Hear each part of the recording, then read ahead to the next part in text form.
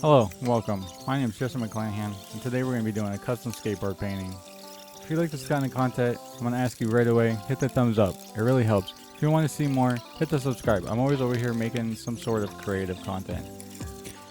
And if you want to follow along for more daily content, check out my Instagram and my TikTok, which is fairly new. So as you just saw, I started off by scuffing the skateboard, which is with some Scotch-Brite. And now I'm going to be transferring this design that I pre-printed out onto the skateboard using this graphite paper. I'm simply just tracing along with the ballpoint pen, transferring the design onto the skateboard itself.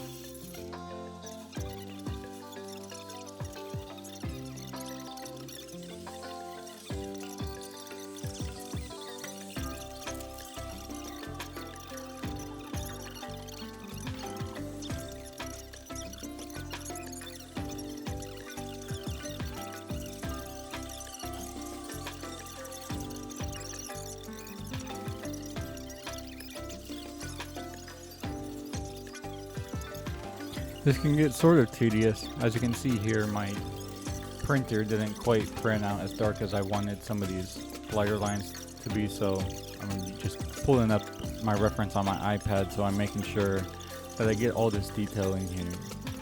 This is going to be a very realistic sort of painting.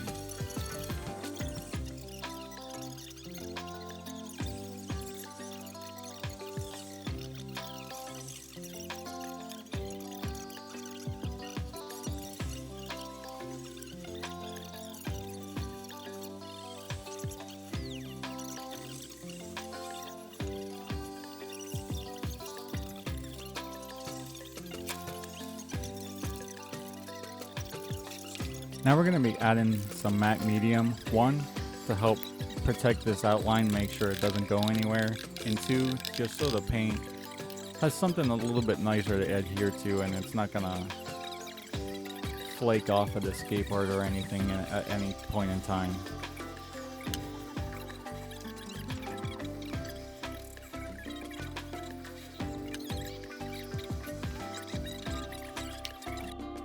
Now I tend to paint back to front, meaning I paint the background first, which is this dark black.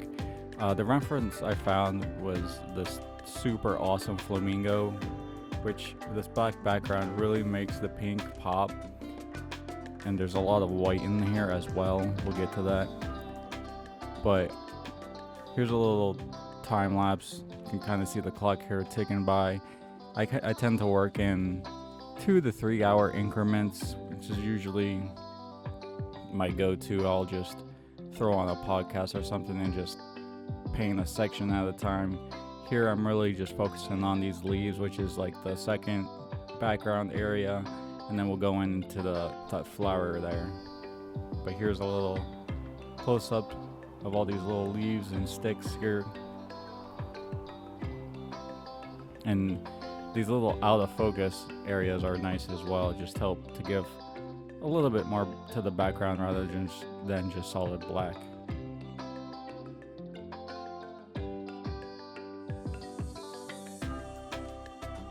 Here's another shot I just wanted to put in. If you want to see some shorter videos of all this stuff I got going on, I usually tend to get my phone and do a few time-lapse clips and just little stuff here and there in between these videos which tend to take a little bit longer time.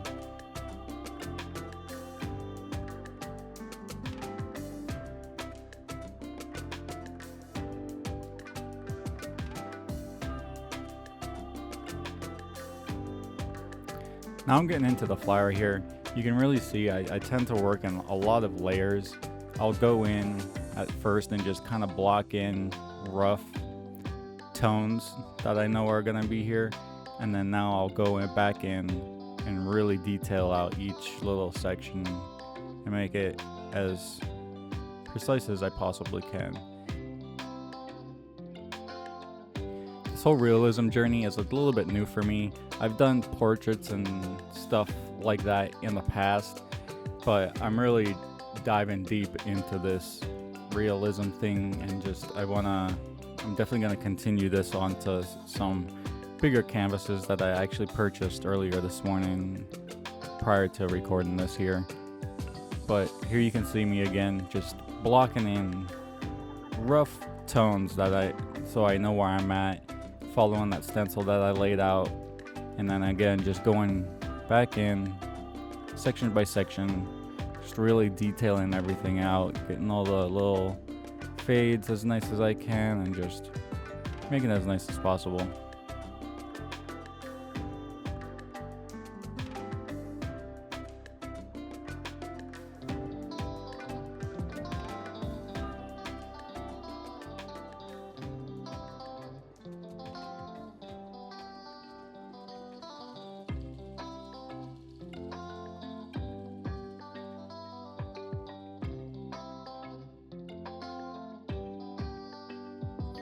Here you can really see the time just kind of fly by.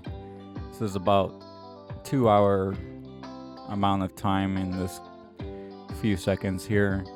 And again, I'm just trying to hide the angle here a little bit so you don't see the full end piece till the end. Just working on all these different feathers and textures and everything that's going on in here. It's all quite a lot, if I do say so myself. Also, pro tip, I haven't quite used it yet, but you can see here I just use like whatever for my palette usually, and I tend to waste some material, so I got a wet palette which just keeps your paints wet so you can use them over a longer period of time. So hopefully I'll get into using that a little bit more and it'll be nice and I won't be wasting so much paint. It was a fairly short one today. We're already headed toward the finish on this. We're now pouring an epoxy coat across this whole thing. I like to do that with my skateboards in particular. It gives them just a really nice glossy finish that, you know, a typical skateboard graphic usually would have.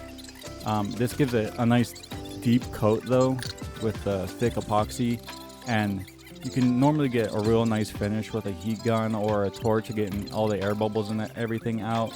Here I'm just kind of smoothing things out with a foam brush just to make sure it's all coated evenly as possible.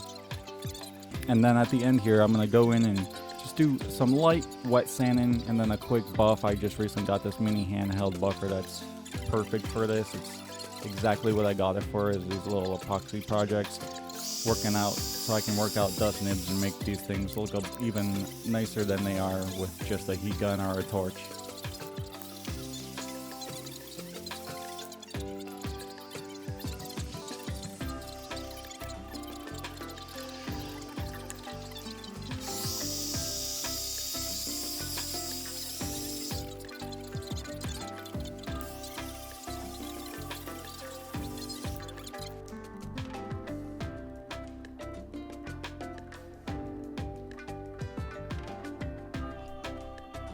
And here I'm just using a quick 2,000, 3,000, 5,000, a 10,000.